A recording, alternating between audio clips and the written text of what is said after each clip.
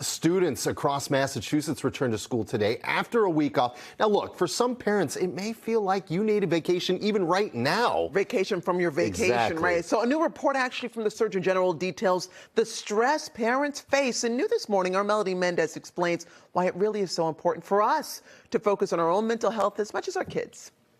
The Surgeon General's report is titled Parents Under Pressure, and with good reason. Take a look at these numbers. 41% of parents say most days they are so stressed they cannot function. A whopping 48% say that most days their stress is completely overwhelming. Dr. Ellen Broughton, a child psychiatrist and Harvard professor, has been at Mass General for nearly 3 decades. She wasn't surprised at all by the report's findings.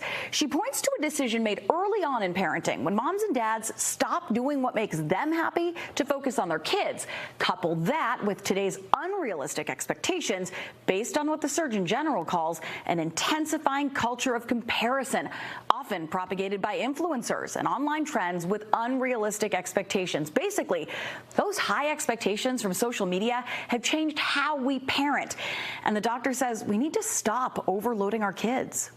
And we buy into this idea that our kids have to be in so much in order to be successful. And there's really no data that shows that's really true. And our job as parents is to expose them to enough things so that they get a sense of, well, what is it that makes me happy? So how do we fix this? The report says we need to shift the focus to parents' mental health and cutting down on stress. The doctor says, put simply, find what makes you happy and do more of that. Carve out time for yourself, be it a workout or an extra hour of sleep. Practice gratitude alone and with your kids.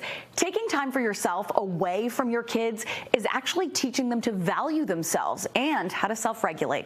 In studio, I'm Melody Mendez.